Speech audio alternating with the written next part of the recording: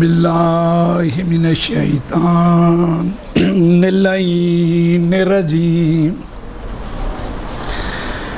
بسم اللہ الرحمن الرحیم الحمدللہ الذی تجلی للقلوب بالعظمت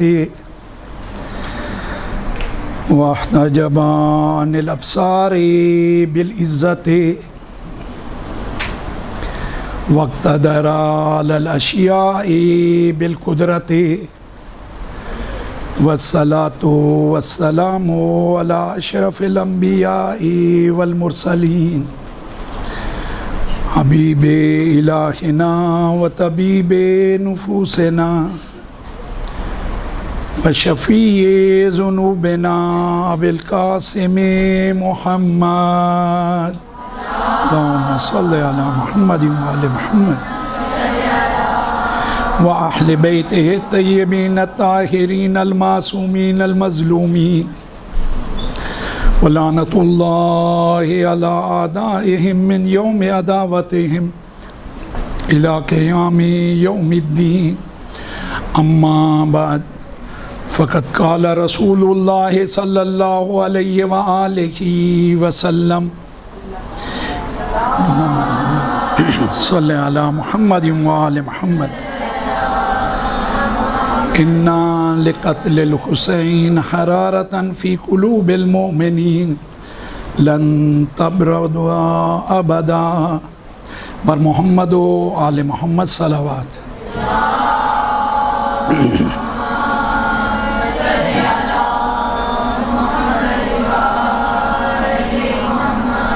جیسا کہ آپ تمام ساتھی جانتے ہیں کہ جو ہمارا موضوع گفتگو ہے عزاداری تاریخ کے حوالے سے،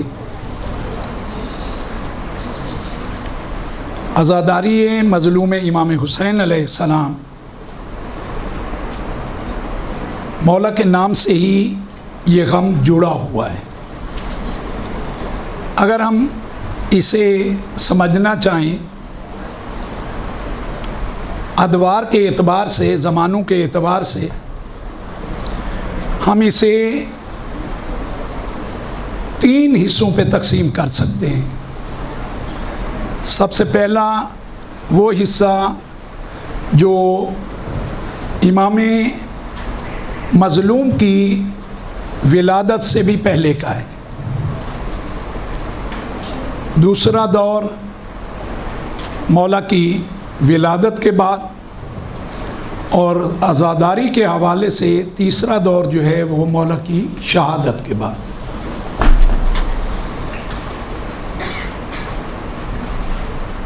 جیسے ہی ہم کہتے ہیں کہ مولا کی ولادت سے پہلے،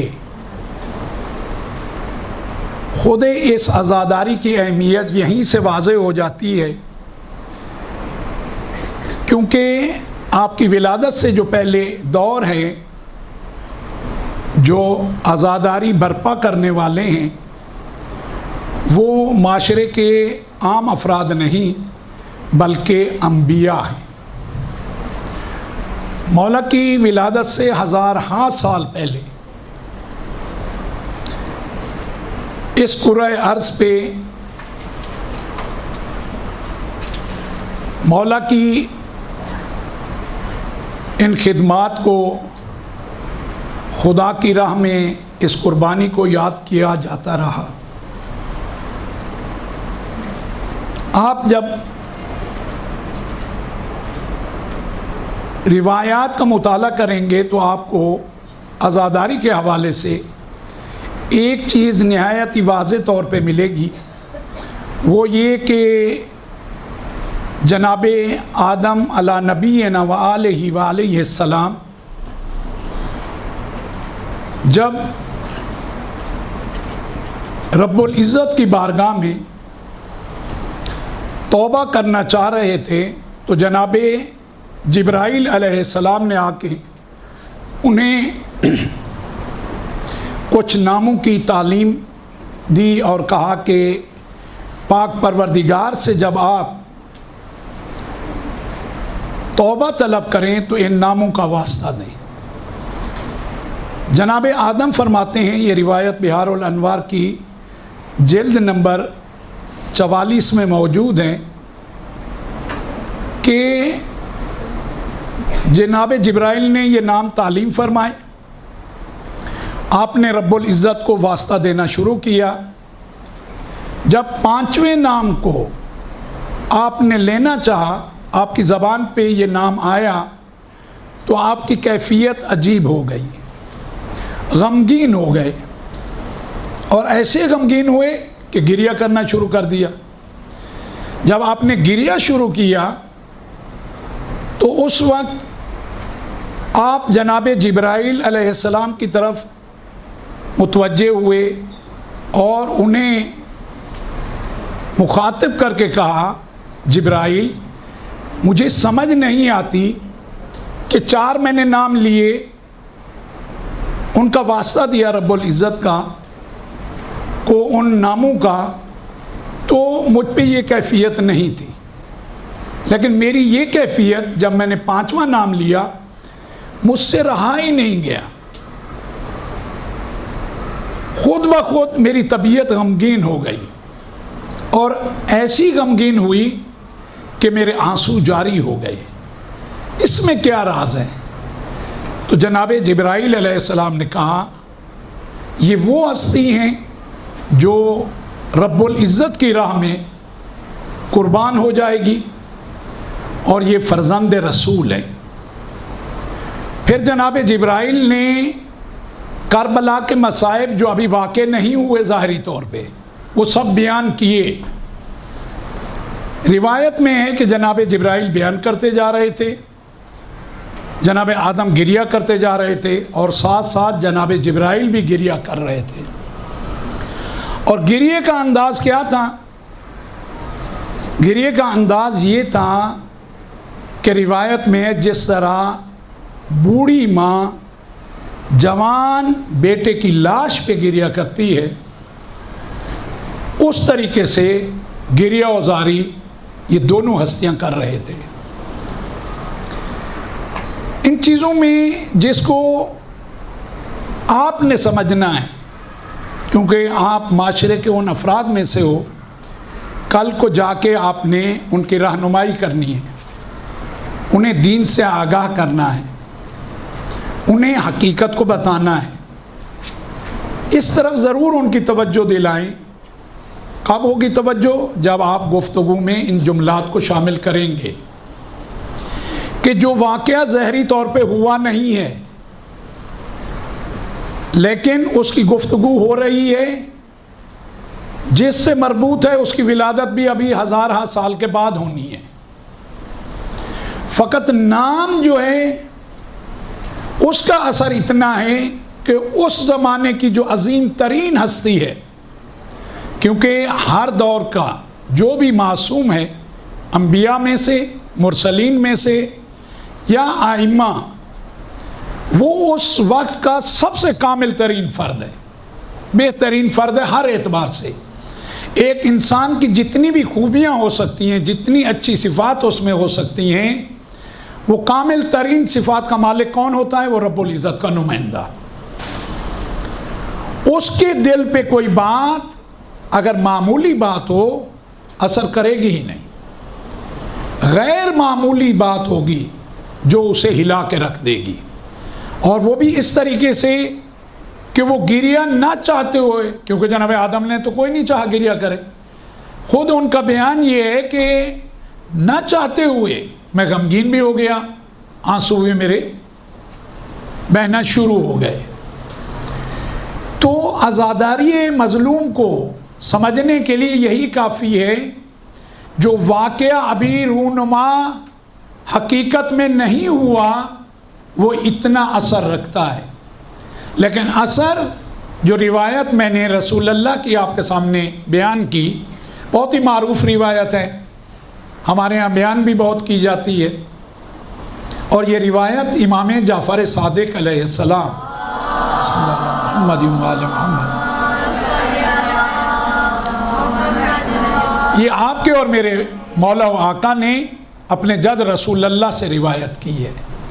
اِنَّا خود معصوم کے جو الفاظ ہیں، الحمدللہ میں بہت سی کلپس دیکھتا رہتا ہوں، یہاں جو لوگ آپ کی تربیت کرتے ہیں سب کے سب انتظامیہ سب الحمدللہ سمجھتے ہیں کہ تربیت کیا ہے، اور اس کے بعد یہ قدم انہوں نے اٹھایا ہے، تو خود یہ بات اہمیت رکھتی ہے کہ پہلے سمجھتے ہوں کہ کرنا کیا ہے۔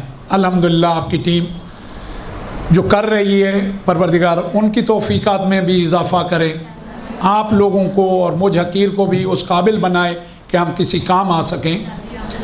تو جو چیزیں آپ کو معاشرے کو سمجھانی ہیں، ایک ایک چیز کو سمجھائیں، پہلے ہم خود سمجھیں پھر انہیں سمجھائیں، جب تک خود نہیں سمجھیں گے انہیں نہیں سمجھا پائیں گے۔ معصوم کوئی بھی جب گفتگو کرتے ہوئے بات کرے گا، معصوم میں اور آپ دن میں فرض کریں ہم نے 100 جملہ بولا، کام کا ممکن ہے ہمارا جملہ 100 میں سے 10 جملے بھی نہیں ہوں، 90 ہمارے جملے کسی کام کے ہی نہیں ہوں۔ معصوم کی گفتگو میں ایک حرف بھی اضافی نہیں ہوتا، اس بات کو آپ اچھی طرح ذہن نشین کر لیں، اور ایک ایک جو وہ کلمہ استعمال کرتے ہیں، لفظ استعمال کرتے ہیں، اور جس جگہ استعمال کرتے ہیں اس سے مزید کوئی خوبصورت نہ انداز نہ جگہ اس کلمے کی ہو ہی نہیں سکتی۔ معصوم جب کہے لفظ انا سے شروع کرے، یعنی باتحقیق، دوسرے معنی اس کے کیے جاتے ہیں بے شک، اس میں شک نہ کرنا۔ اور معصوم بھی کون؟ کائنات کی سب سے برگزیدہ ہستی، انبیاء کے بھی سردار، بعد از خدا بزرگ توئی قصہ مختصر، وہ یہ فرما رہے ہوں جو وحی الہی کے علاوہ کلام نہیں کرتے۔ یہ جب آپ گفتگو کرو تو بتاؤ عوام کو، انہیں معلوم ہے، لیکن گفتگو کو بہتر انداز میں بیان کرنے کے لیے آپ کی میری ذمہ داری ہے انہیں کہیں کہ دیکھو یہ کلمات، یہ قول کسی عام فرد کا نہیں ہے، اس ہستی کا ہے جو انبیاء کے سردار ہیں، جو بغیر وحی کے گفتگو نہیں فرماتے، اور جن کا ہر لفظ بامعنی ہے، کسی چیز کو اضافی کسی چیز کو کم، بلکہ بہترین جو انداز ہے اس طرح سے بیان کرتے ہیں۔ وہ شروع کس طرح کر رہے ہیں سرور کائنات؟ انا لقتل الحسین حرارتاً، مولا امام حسین علیہ السلام کی شہادت میں ایک خاص حرارت ہے، جذابیت ہے، اور وہ کیسی ہے کہ وہ قلوب مومنین میں ہے، یعنی جو جتنا اس ایمان کی منزل کو طے کرتا جائے گا اتنا یہ حرارت اس میں کامل ہوتی جائے گی۔ تو اسی لیے میں عرض کر رہا ہوں، اس زمانے میں جناب آدم سے کسی کا ایمان کامل نہیں ہے، تو لہذا جتنا اثر جناب آدم کے قلب پہ یہ بات کرے گی، اثر کرے گی، اتنا کسی اور کے قلب پہ اتنا اثر انداز نہیں ہوگی۔ جس طرح ایمان کا لیول بڑھتا جائے گا اثر بڑھتا جائے گا۔ اب ان کے قلب پہ اثر کیا کس نے؟ نام نے۔ ان کی پاکیزگی اتنا ہے کہ وہ اس دور کے تمام انسانیت کو پاکیزگی سے آراستہ کرنے آئے ہیں۔ وہ کہہ رہے ہیں کہ جبرائیل، کیا راز ہے؟ جناب جبرائیل نے مصائب پڑھنا شروع کیے، تو آزاداری کہاں سے شروع ہوئی؟ جناب آدم کے دور سے، مولا کی ولادت سے ہزارہا سال پہلے۔ اور گریہ، آخر میں روایت کے جملے یہ ہیں کہ گریہ کا انداز یہ ہے جیسے ایک ماں اپنے جوان کے لاشے پہ گریہ کرتی ہے، اس طرح دونوں ہستیاں گریہ کر رہے ہیں۔ اور اسی طرح ہمارے پاس ایک اور جو روایت ہے جناب موسیٰ پیغمبر علی نبینا و آلہ و علیہ السلام معالیہ اللہم صلی علی محمد و آلہ محمد، کنزہ حسن صاحبہ کو نیچے بلا رہے ہیں، وہ نیچے تشریف لے جائیں۔ بر محمد و آل محمد صلوات۔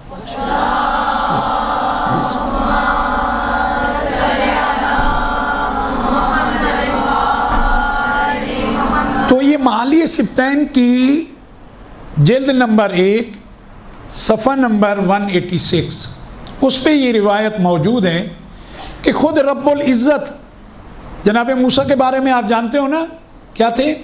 انبیاء میں سے یہ وہ ہستی ہیں جو پروردگار عالم سے گفتگو کرتے تھے، سب گفتگو کرتے تھے لیکن بیچ میں واسطہ ہوتا تھا۔ انہیں کہا جاتا ہے کلیم اللہ، وہ جو رب العزت سے کلام کرتے تھے۔ تو رب العزت نے خود کہا جناب مولا امام حسین علیہ السلام کے بارے میں، جب بیان کیا تو جناب موسیٰ گریہ کرنے لگے، اور جناب موسیٰ نے کہا کہ بار الہ اس ہستی پہ اتنا ظلم ہوگا، یہ ہستی ہے کون؟ کہا یہ میرے آخری پیغمبر کے اور ان کی بیٹی کے فرزند ہیں۔ کہتے ہیں جناب موسیٰ نے اتنا گریہ کیا کہ آپ کی ریش مبارک بھیگ گئی اور آنسو سامنے زمین پہ ٹپکنے لگے۔ جناب موسیٰ پیغمبر ہیں، کلیم اللہ ہیں، اور اس وقت ذکر کرنے والی ذات کون ہے؟ ذات حق رب العزت کی ذات۔ خالق نے مولا حسین کو ایک جگہ پہ نہیں، کئی جگہوں پہ خود خالق نے مولا کا ذکر کیا ہے۔ میں مطمئن ہوں آپ تمام ساتھی جانتے ہوں گے، آپ کے اساتذہ نے آپ کو بتایا ہوگا، زیارت عاشوراء کے بارے میں آپ جانتے ہیں، یہ حدیث قدسی ہے، کسی کے الفاظ کسی اور کے نہیں ہیں، قرآن نہیں ہے، لیکن اللہ رب العزت کا کلام ہے۔ یہ حدیث قدسی ہے زیارت عاشوراء، اس کی اہمیت کو سمجھیں، اور اسی کے الفاظ جو آپ جب بھی زیارت پڑھتے ہوں گے انشاءاللہ آپ ہر روز اس کی تلاوت کرتے ہوں گے، نہیں تو ان ایام میں تو آپ تلاوت کرتے ہی ہیں کہ وَجَلَّتْ وَعَظَمَتْ الْمُصِیبَةُ بِکَ عَلَیْنَا وَعَلَىٰ جَمِيعِ اہل الاسلام، کہ آپ کی آپ پہ یہ جو ظلم کیا گیا ہے، آپ کی یہ جو شہادت ہے، آپ کے یہ جو مصائب ہیں، وہ فقط ہمارے لیے نہیں بلکہ تمام اہل اسلام کے لیے، سب کو دکھ دینے والے ہیں، سب کو تکلیف ہونے والی ہے۔ اس سے میرے اعتبار سے خالق نے واضح ایک بیان دیا ہے کہ دیکھو اہل اسلام میں شامل ہی وہی ہے جو میرے حسین کا عزادار ہے، جسے اس عزاداری سے جس کا رشتہ نہیں ہے وہ حقیقت میں اسلام سے اس کا کوئی رشتہ نہیں ہے۔ زیارت عاشوراء کے یہ الفاظ نہایت ہی واضح ہیں، اور دوسرے مقام پہ آپ اسی کے ساتھ ہی تلاوت کرتے ہیں وَجَلَّتْ وَعَظَمَتِ الْمُصِیبَةُ بِکَ عَلَیْنَا وَعَلَىٰ جَمِيعِ اہل السماوات، یعنی فقط اس دنیا کے رہنے والے نہیں بلکہ آسمان پہ جو خالق کی مخلوق ہے، فرشتے ہیں، عرشیان ہیں، وہ سب کے سب بھی اس سے غمگین ہیں، وہ بھی سب کے سب کیا ہیں؟ عزادار ہیں۔ تو آپ اس کو دیکھیں کہ تاریخ کے اعتبار سے ابتدائے انسانیت سے ذکر حسین موجود ہے، اور ذکر جہاں ہے وہ عزاداری ہی ہے۔ مولا حسین کی بہت سے معجزات ہیں، بہت سی چیزیں ہیں، وہ آپ کو اس طرح نہیں ملیں گی، لیکن ان کی عزاداری ملے گی۔ اس کے بعد کی جو روایت ہے جسے میں نے یہاں لکھا ہے، احتجاج طبرسی جلد نمبر 2 صفحہ نمبر 529، جناب زکریا انبیاء میں سے جناب جبرائیل نے ان کے سامنے ان پنجتن پاک کے نام لیے، جب سنے تو انہوں نے بھی اپنی زبان پہ انہیں تکرار کرنا شروع کیا۔ جب مولا حسین کے نام پہ پہنچے گریہ کرنے لگے اور کہنے لگے جبرائیل جب میں وہ پہلے نام لیتا ہوں تو میری کیفیت کچھ اور ہوتی ہے، میرے جو غم ہیں وہ غم میرے ان کا مداوع ہو جاتا ہے، میں رسول اللہ کا نام لیتا ہوں، پیغمبر اکرم کا نام لیتے تھے، تو رحمت للعالمین نے کہا کہ وہ میرا جو غم اگر زندگی میں کوئی ہے تو کم ہو جاتا ہے۔ مولا علی کا نام لیتے ہیں غم کم ہو جاتا ہے. جناب فاطمۃ الزہرا سلام اللہ علیہا، اللہم صلی علی محمد،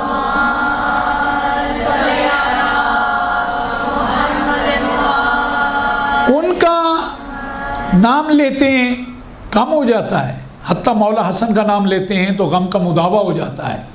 لیکن جب میں یہ حسین کا نام زبان پہ لاتا ہوں تو مجھ سے رہا نہیں جاتا، بے اختیار میں گریہ کرنے لگتا ہوں. تو کہا کہ یہ آپ کے جو سردار ہو، سید و سردار ہیں، رب العزت کے جو آخری پیغمبر ہیں، یہ ان کے اور ان کی دختر کے لال کا نام ہے. جناب جبرائیل نے پھر پڑھنا شروع کیا کہ انہیں بہت بے دردی سے مارا جائے گا، یہ بے یار و مددگار ہوں گے، یہ بھوکے پیاسے ہوں گے. کہتے ہیں جناب زکریا نے اس روایت میں ہے کہ 3 دن مسلسل گریہ کرتے رہے. اور گریہ بھی کیسا؟ جو ان کی عبادت گاہ تھی، جہاں وہ رب العزت کی بارگاہ میں سجدہ کرتے تھے، 3 دن اسی مقام پہ رہے، کسی سے ملاقات نہیں کی، صرف اور صرف گریہ کرتے رہے. 3 دن گریہ کرنا، جن چیزوں کی طرف میں آپ کو متوجہ کرنا چاہتا ہوں، 3 دن گریہ کرنے کا مطلب کیا ہے؟ باہر نہ آنا، کسی سے ملاقات نہ کرنا. اچھا، وہ جس سے بھی ملاقات کرتے تھے کس کے لیے کرتے تھے؟ اللہ رب العزت کے لیے. ان کا تو ہر ثانیہ خالق کے حکم کے مطابق تھا. کسی سے ملاقات کرنا، خالق کا پیغام دینا، تبلیغ کرنا، رب العزت کی طرف بلانا، وہ سب عبادت تھی اور ان کی ذمہ داری بھی وہی تھی.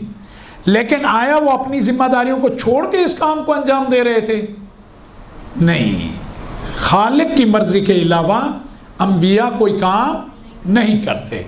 تو اس کا مقصد ہے جب یہ سنا خالق کی مرضی یہی تھی اور یہ عزاداری ایسی تھی کہ جناب زکریہ کو اس وقت لگا کہ تمام کاموں پہ اس کی اہمیت زیادہ ہے.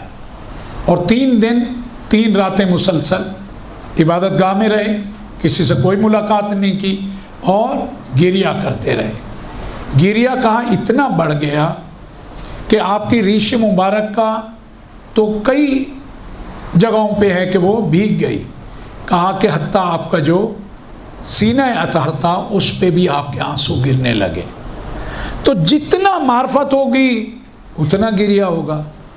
اچھا، یہ جو میں کہہ رہا ہوں جتنا معرفت اور جتنا محبت، اس کو اگر آپ دیکھنا چاہیں، کبھی کسی کا کوئی عزیز ترین دنیا سے گیا ہو، جتنا وہ گریہ کرے گا ہمسائے اتنا گریہ نہیں کریں گے. جتنا وہ گریہ کرے گا دوست اتنا گریہ نہیں کریں گے. کیوں؟ کیونکہ ان کا جتنا رشتہ ہے اتنا کسی اور کا نہیں ہے. اور اسی طرح مولا حسین کا جتنا انبیاء سے رشتہ ہے تو وہ سمجھتے ہیں، ان کو معرفت ہے، انہوں نے اس طریقے سے گریہ کیا ہے. اور اس کے ساتھ ساتھ جناب عیسیٰ کے بارے میں بھی بہار الانوار سے جو روایت ہے وہ مولا کائنات سے ہے. امیر المومنین علی ابن ابی طالب علیہ السلام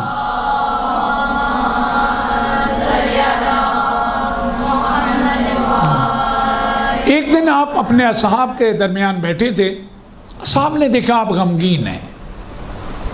کہا مولا کیا ہوا؟ کہا مجھے آج جناب عیسیٰ کا رونا یاد آ رہا ہے. کہا جناب عیسیٰ کا رونا؟ کہا میرے فرزند پہ رونا.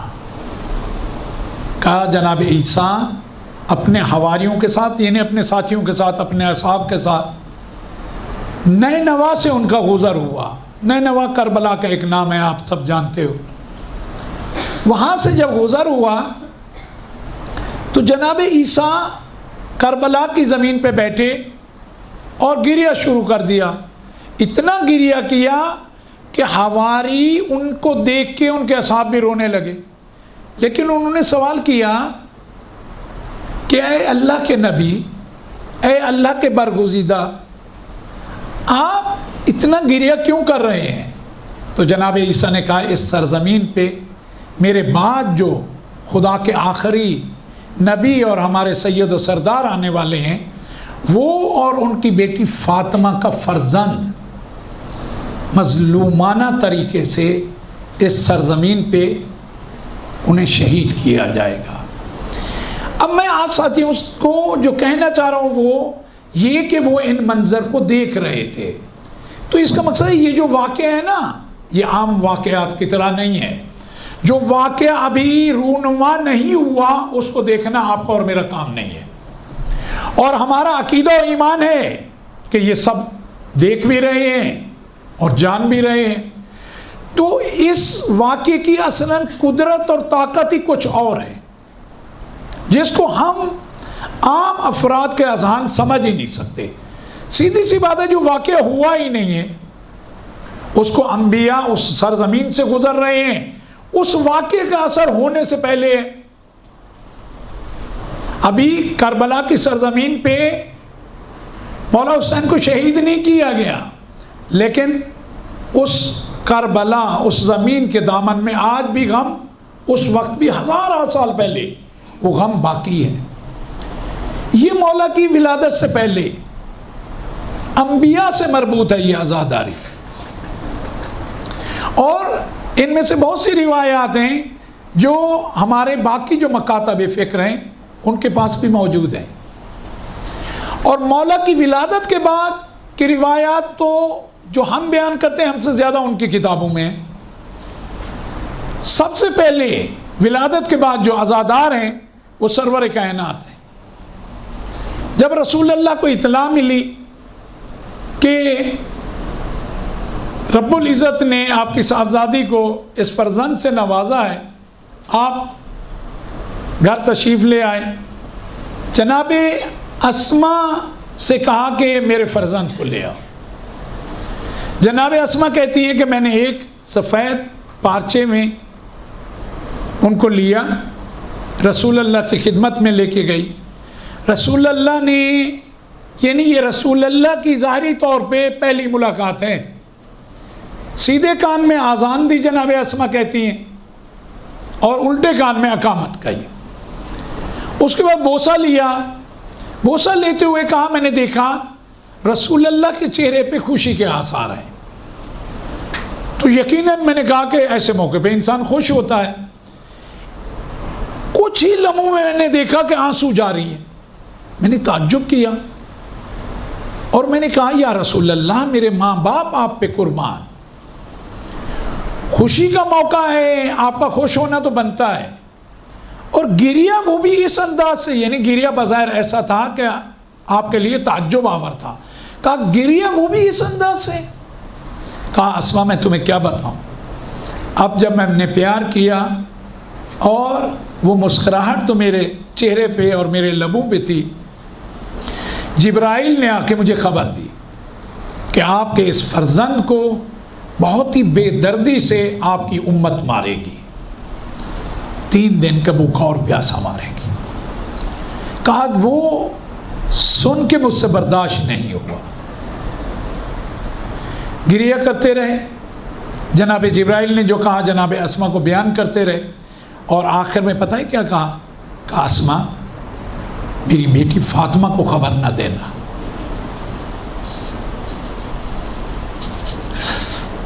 میری بیٹی برداشت نہیں کر پائے گی، بیٹی کو نہ بتانا۔ لیکن عجیب ہے یہ تاریخ، بات کی روایات میں ہے اب گھر میں آنا ہے، فرزند کو ہاتھوں پہ لینا ہے، ایک دفعہ نہیں، جبرائیل نے کئی دفعہ آ کے مصائب پڑھے ہیں۔ ایک اور موقع پہ رسول اللہ اپنے ہاتھوں پہ لے کے بوسے لے رہے ہیں مولا حسین کے، جناب زہرا دیکھ کے بابا کو خوش ہے کہ میرے بابا خوش ہے میرے فرزند کو لے کے، دعا دے رہے ہیں، ایک دم رونا شروع کیا، اور ایسا روئے جناب زہرا سے برداشت نہیں ہوا۔ کہا بابا رونے کی کیا وجہ ہے؟ تو اب رسول اللہ نے خود مصائب پڑھے، کہا مجھے جبرائیل نے خبر دی ہے تیرے اس فرزند کو نئے نوا میں میری ہی امت اس بے دردی سے قتل کر دے گی۔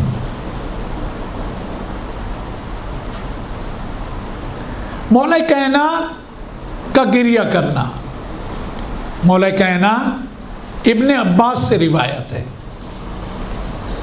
کہ ابن عباس کہتا ہے کہ جب ہم صفین کے مارکے سے پلٹ رہے تھے، جنگ صفین سے جب پلٹ رہے تھے، ہم جب اس کربلا کی سرزمین پہ پہنچے تو میں نے دیکھا کہ مولا نے پڑاؤ ڈالنے کو کہا، لشکر کو روک دیا گیا، سواریوں سے ہم نیچے آئے، لیکن میں نے دیکھا مولا بہت غمگین ہے، گریہ کر رہے ہیں۔ ابن عباس کہتا ہے میں نے کہا مولا گریہ کی وجہ؟ کہا ابن عباس جو معرفت اس زمین کے بارے میں مجھے ہے اگر تمہیں ہوتی تو تم بھی ضرور گریہ کرتے۔ میں نے کہا مولا ایسی کون سی بات ہے؟ ابن عباس کہتے ہیں کہ مولا نے مجھے کہا میرے فرزند حسین کو اس سرزمین پہ مارا جائے گا۔ پھر مولا نے ان واقعات کو بیان کرنا شروع کیا۔ ابن عباس کہتے ہیں مجھ سے رہا نہ گیا، میں نے بھی مولا کے ساتھ گریہ کیا، لیکن مولا کے جو آخری جملے ہیں وہ عجیب ہیں۔ کہا روتے روتے آخر میں مولا نے کہا وائے ہو تم پر ابو سفیان، تمہیں مجھ سے کیا؟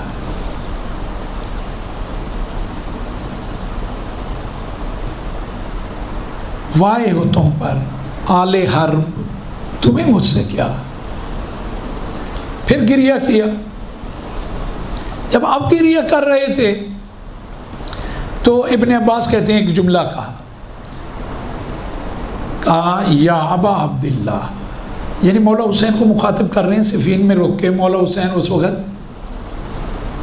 ابھی یہ واقعہ ظاہری طور پہ واقع نہیں ہوا۔ کہا کہ یا ابا عبداللہ صبر کرنا، تم پہ جو مظالم ہوں ان پہ صبر کرنا، تمہارے بابا پہ بھی اسی طرح کے ظلم ڈھائے جائیں گے، اور یہی آل شیطان اور آل کفر یہ کرے گی۔ جناب زہرا سلام اللہ علیہ فرماتی ہیں کہ ایک دن میں بیٹھی تھی، بابا نے مجھے میری فرزند حسین کی شہادت کی خبر دی۔ آپ جب تاریخ کو دیکھو گے اس میں بھی آپ کو کئی بار یہ واقعات ملیں گے، روایات میں ایک نہیں متعدد آپ کو بار یہ واقعات ملیں گے، ایک دفعہ نہیں کئی دفعہ رسول اللہ نے خود مصائب پڑھے ہیں۔ پڑھنے والے رسول اللہ ہیں، گریہ کرنے والی جناب زہرا کی ذات ہیں، وہ جن کا کوئی لمحہ عبادت کے بغیر ہوتا نہیں ہے، خدا کے حکم کے بغیر گزرتا نہیں ہے۔ یہ گریہ کبھی بھی انہوں نے، میرا ایمان ہے، اپنی ذات کے لیے نہیں رب العزت کے حکم سے کیا ہے، کیونکہ ان کا انداز یہی ہے، وہ اپنی ذات کو خدا کی راہ میں قربان کرنے والے ہیں۔ تو بی بی کہتی ہیں کہ میرے بابا نے وہ سارے مسائل بیان کیے اور کہا زہرا تمہیں معلوم ہے کہ یہ واقعہ کب رونما ہوگا؟ میں نے کہا بابا کب ہوگا؟ کہا جس وقت میں نہیں ہوں گا، جس وقت تم نہیں ہوگی، جس وقت اس کے بابا علی اور بھائی حسن نہیں ہوں گے۔ بی بی نے رو کے کہا کہ بابا میرے حسین کا کوئی نہیں ہوگا۔ وہ جو روایت ہے وہ یہی روایت ہے کہ بی بی نے اس وقت جب بابا سے کہا کہ کوئی نہیں ہوگا، کہا رب العزت رسول اللہ نے خبر دی اس امت کی جو تیرے فرزند کا غم منائے گی۔ ہم جتنا بھی رب العزت کا شکر ادا کریں کم ہے۔ میں اس مقام پہ ہمیشہ روایت کے پہنچ کے کہتا ہوں خالق و مالک تیرے اسی کرم کا ہم کبھی شکر ادا نہیں کر سکتے کہ تو نے اس امت میں ہمیں قرار دیا جو تیرے حسین کو روئے گی۔ اس وقت اس امت کی خبر دی، جب خبر دی آپ کو معلوم ہے بی بی نے رو کے کہا بابا اس امت کی شفاعت میں کروں، اس امت کی شفاعت میں خود کروں گی۔ تو مولا کی ولادت کے بعد بھی یہ مسلسل یہ واقعات رونما ہوتے رہے، روایات میں ہمارے پاس یہ ساری چیزیں آج بھی محفوظ ہیں، اور وہ روایات ہیں جو معتبر روایات ہیں، جنہیں علماء نے ہمیشہ بیان کیا ہے۔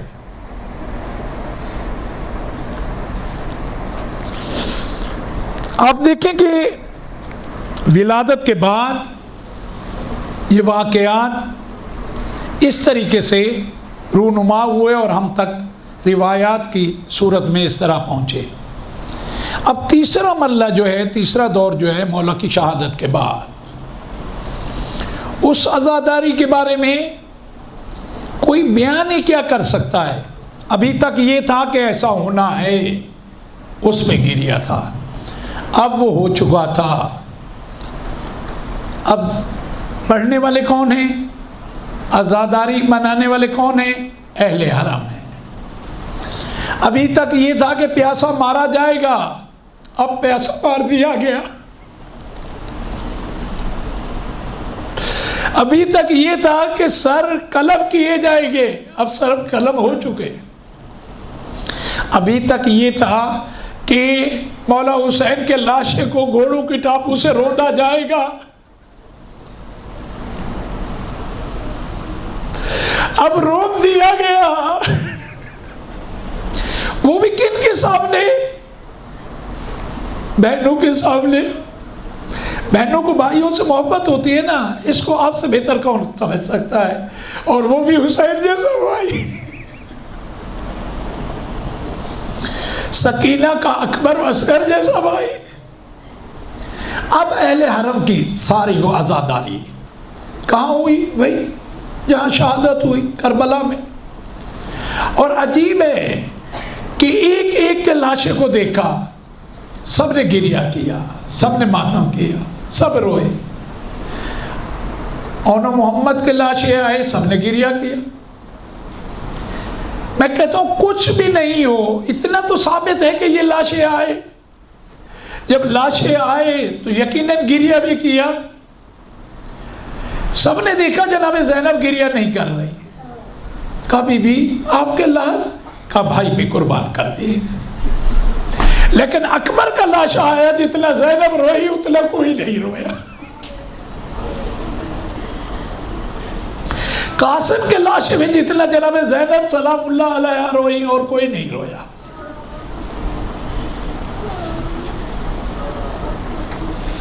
رو کے کہتی تھی اور محمد میرے فرزند تھے، یہ میرے لالا رسول اللہ کے،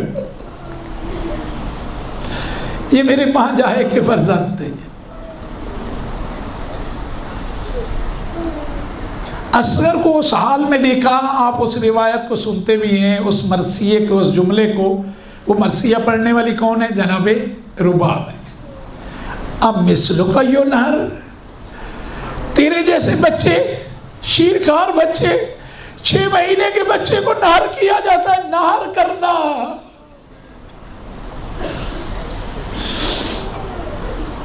مصائب پڑھنے والی یہ بیویاں ہیں، سننے والی بھی بیویاں ہیں، عزاداری کرنے والی بھی بیویاں ہیں۔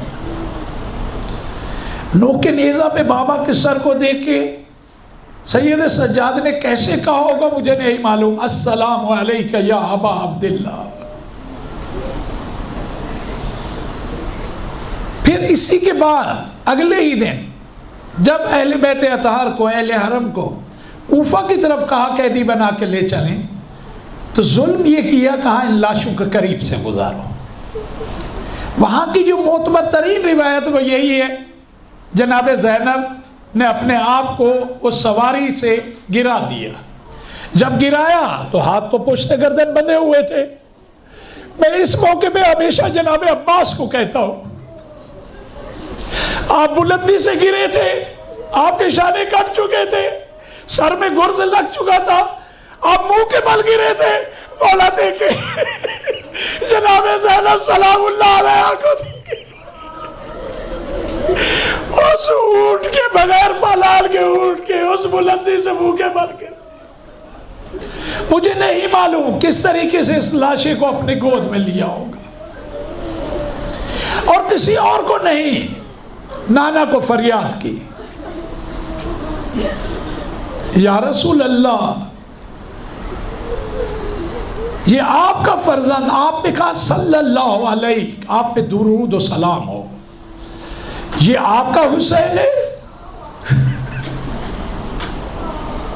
یہ آپ کے دوش کا سوار ہے؟ نانا دیکھیے میرا بھائی خون میں لت پت ہے، میرے بھائی کے لاشیں کے ٹکڑے ہو چکے ہیں، دائی کی پسلیاں بائیں بھائی کی دائیں آ چکی ہے، یہ وہی حسین ہے۔ اور یہاں بی بی نے سب کو پرسہ دیا ہے، نانا رسول اللہ کو کہا بابا علی یہ آپ کا حسین ہے، 3 دن کا بھوکا و پیاسا مارا گیا ہے اور آپ کے بغض میں اسے شہید کیا ہے۔ پھر ماں فاطمہ کو متوجہ ہو کے کہا ماں اسے چکیاں پیس کے آپ نے پالا ہے جو ریت اور خون میں اس وقت اٹا ہوا ہے۔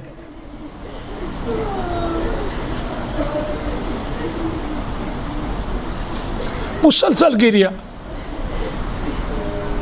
اور بی بی نے فقط وہاں تھوڑی، اگر ہمارے پاس کوئی روایت نہ بھی ہو ایمانداری سے بتائیں کہ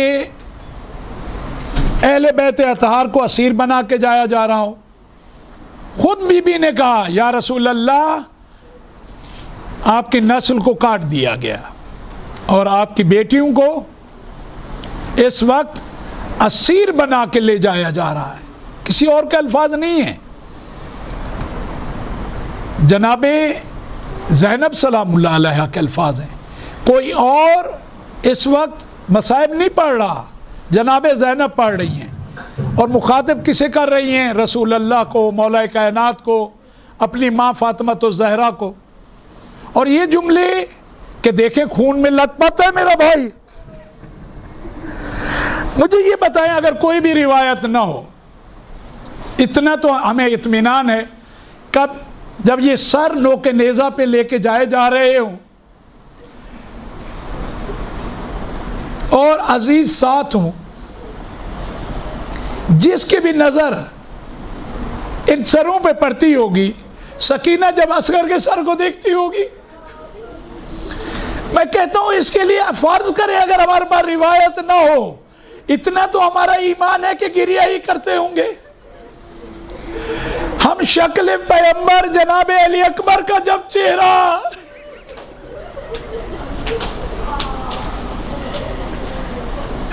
جناب سید سجاد جب علی اکبر کو دیکھتے ہوں گے، جب چچا عباس کے سر کو دیکھا ہوگا کہ نوک نیزہ پہ رکتا نہیں ہے، اتنی بار گرا کہ شمر ملعون نے مقاتل میں ہے کہ اس سر کو رسی سے باندھ کے اپنی سواری کے گلے میں ڈال، اور علماء اس سے ایک اشارہ یہ سمجھتے ہیں کہ اس بلندی پہ زینب کو ننگے سارا پاس دیکھ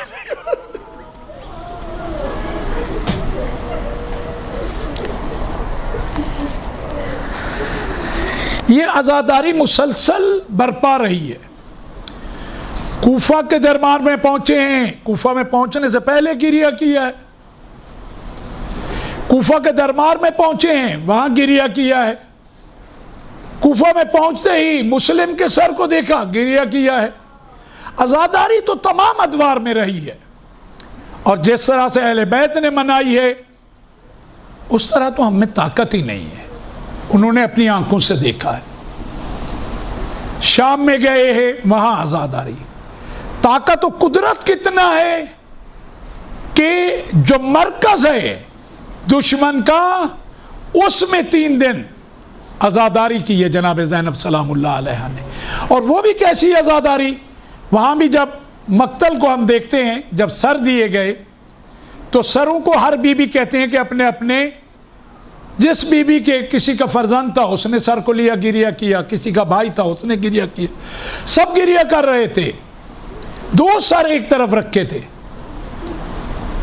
کہتے دیکھنے والوں نے کہا لگتا ہے ان کی ماں نہیں رہی، جناب زینب نے روکا ہاں میں ان کی ماں ہوں، کہا پھر ان کے سر کہا ماں جائے کا مجھے پرسہ دینا ہے، انہیں تو میں قربان کر چکی۔ اس وقت کیفیت کیا ہوگی بیویوں کی، جو ہمارے پاس مسلم روایت ہے، اس ملعون نے مولا کے سر کو ایک تشت میں رکھا، شراب نوشی کرتا جا رہا تھا، اور مولا کے اوپر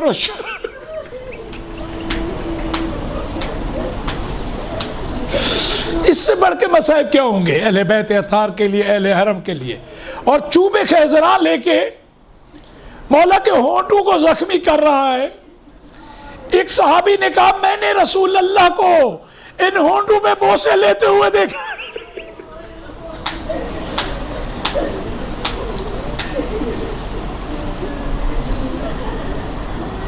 شام کے بعد دوبارہ کربلا میں آ کے پھر ان سب کا عزاداری کرنا، کربلا سے مدینہ آ کے عزاداری کرنا، اور اس کے بعد مولا سجاد کا مسلسل عزاداری کرنا۔ کھانا لایا جاتا ہے، گریا کرتے ہیں، میرے بابا، میرے بھائی، ہمارے اصحاب کو بھوکا و پیاسا مار دیا گیا۔ بازار میں جاتے ہیں، کسی مسافر کو دیکھتے ہیں اور عجیب سوال کرتے ہیں، کہتے ہیں کہ لگتے ہیں تم یہاں مسافر ہو۔ کہاں مسافر ہو؟ کہا یہ بتاؤ موت حق ہے؟ وہ کہے مسلمان ہوں، موت حق ہے۔ کہا اگر یہاں تم مسافر ہو، یہاں تمہیں موت آ جائے جہاں تمہارا کوئی بھی نہیں ہے تو کیا ہوگا؟ اس نے کہا موت آ سکتی ہے، لیکن بالآخر مدینہ میں ہوں، مسلمان ہیں، مطمئن ہوں، مجھے غسل بھی دیں گے اگر کوئی بھی نہ ہوا، کفن بھی دیں گے، مجھے دفن بھی کریں گے۔ مولا رو کے کہتے تھے کربلا کی طرف دیکھ کے، بابا کوئی مسافر جو عام فرد ہے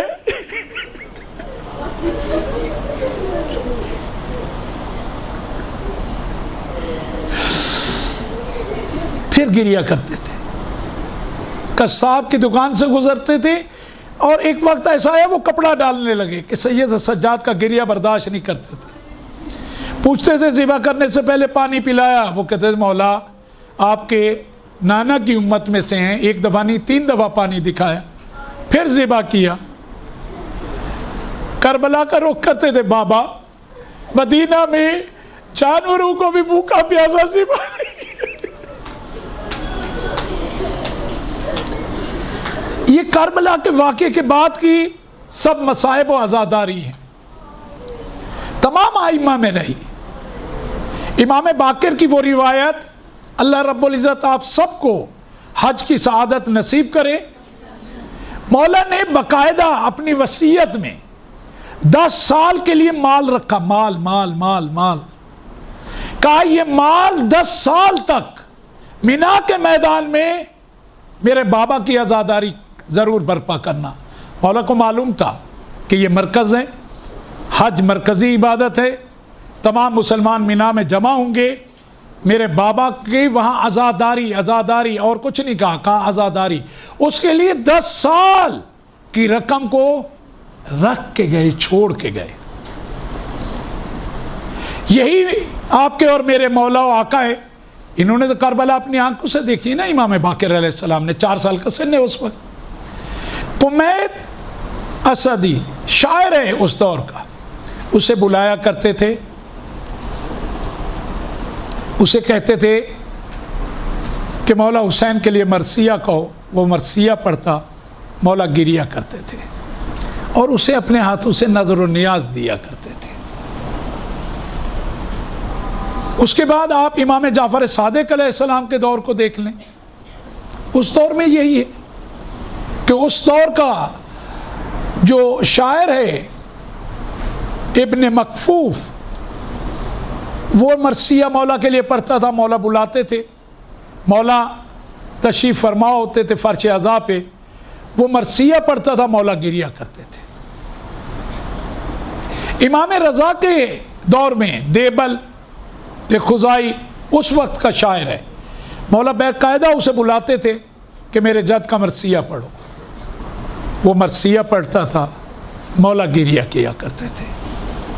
تمام ادوار میں یہ رہا، حتیٰ امام زمانہ آج بھی پردہ غیبت میں اپنے جد کو کریا کرتے ہیں زیارت نائیہ میں، آپ نے دیکھا ہے یہ مولا کا فرمانا کہ اتنا گریا کروں کہ خون آنسوں کی بجائے خون بہاؤں تو کم ہے، یہ مولا کا گریا۔ اور اللہ پاک نے اس کے بعد ہمیں انتخاب کیا کہ ہم اپنے مولا کی عزاداری کرتے ہیں۔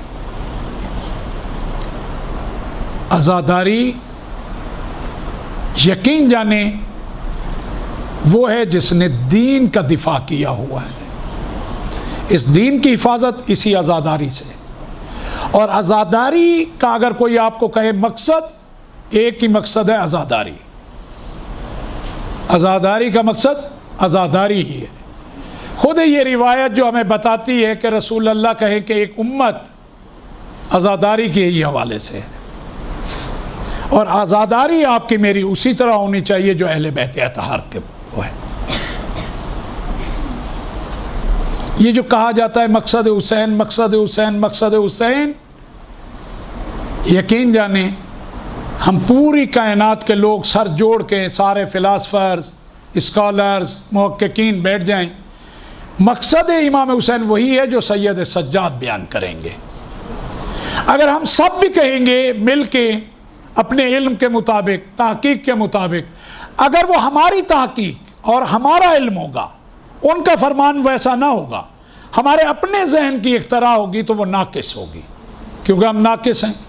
عقل ناقص جتنا بھی پرواز کرے گی اس میں نقص رہے گا، اور مولا حسین کے مقصد میں نقص نہیں ہو سکتا۔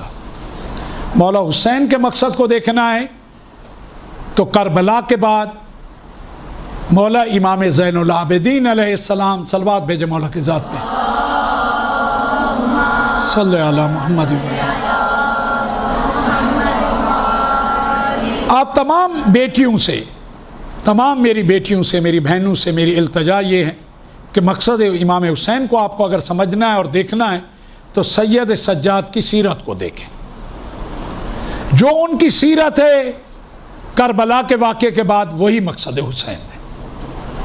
جو بھی اس سیرت میں آپ کو ملے وہی مقصد ہے، اس کے علاوہ کوئی مقصد نہیں ہے۔ اس کے علاوہ میرا اور آپ کا تو کوئی مقصد ہو سکتا ہے، ظاہری طور پہ حکومتوں کا کوئی مقصد ہو سکتا ہے، چند سیاسی لوگوں کی کوئی فکر تو ہو سکتی ہے، مقصد حسین وہی ہوگا جو مقصد سید سجاد ہوگا۔ باقی جتنی بھی باتیں ہوں گی وہ ناقص ہوں گی، مولا حسین کا مقصد کبھی ناقص نہیں ہو سکتا۔ معصوم کے مقصد کو اگر دیکھنا ہو تو معصوم کی ہی زندگی کو آپ دیکھیں، اس کا مطالعہ کریں اور اسی کو بھی آنے والی نسلوں تک پہنچائیں، اور رب العزت کا شکر ادا کریں کہ اس خالق نے آپ کے دلوں میں وہ محبت ان کی ڈالی ہے کہ آپ کو ایسے مراکز میں لے کے وہ خالق آ گیا ہے، اس نے آپ کو چن لیا ہے۔ اب آپ کو یہ ثابت کرنا ہے کہ خالق تو نے چنا، تیری یہ جو نعمت ہے، یہ جو ہم پہ کرم ہے، انشاءاللہ تعالی تو ہی ہمیں قوت دینا، تو ہی ہماری مدد کرنا، ہم اس قابل نہیں ہیں، تو ہی طاقت دینا، اس پیغام کو ہم احسن طریقے سے آگے بیان کر سکیں۔ میری دعا ہے، مل کے ہم سب دعا کرتے ہیں، بار الہ تجھے واسطہ ہے محمد و آل محمد کا، کربلا والوں کی مظلومیت کا، بار الہ جیسا تو چاہتا ہے ویسے ہمیں سیکھنے، سمجھنے اور اسی طرح بیان کرنے کی طاقت عنایت فرما، شر شیطان اور اشرار کے شر سے محفوظ فرما۔ بار الہ جن چیزوں کو ہمیں سمجھنے کی طاقت نہیں ہے اور وہ ہمیں کہیں گمراہی کی طرف لے جانے والی ہیں، ہمیں ان سے دور فرما۔ بار الہ اہل بیت کی تعلیمات سے آراستہ ہونے کی توفیق عنایت فرما، انہی تعلیمات کے سائے میں زندگی کرنے کی توفیق عنایت فرما۔ زندگی میں کسی بھی کام کو انجام دینے سے پہلے اس کے نتیجے کی طرف سوچنے اور فکر کرنے کی توفیق عنایت فرما۔ اس دعا کو بار بار رب العزت سے کیا کریں، کسی کام کو بھی انجام دینے سے پہلے اس کے نتیجے کی طرف سوچنے اور فکر کرنے کی توفیق عنایت فرما۔ بار الہ ہمارے آقا و مولا کو ہم سے راضی و خوشنود فرما، ان کا ظہور پر نور جلد فرما، ہمیں ان کے بہترین آوان و انسان میں قرار دے۔ رب العزت نے آپ کو اس کے لشکر کے لیے چن لیا ہے، اب آپ کوشش کریں کہ جو ان کے لشکر میں جو صفات لازم ہیں وہ آپ کو مجھے ہم سب کو اپنانی چاہیے. اس سے بہتر نہ کوئی منصب ہے، نہ کوئی گروہ ہے، نہ کوئی حزب ہے. حزب اگر ہے تو وقت کے امام کا ہی حزب ہے، اور تمام حزب اس سے پیچھے ہے. اور دعا کریں اللہ پاک ہمیں اس حزب پہ ثابت قدم رکھے. بر محمد و آل محمد صلوات.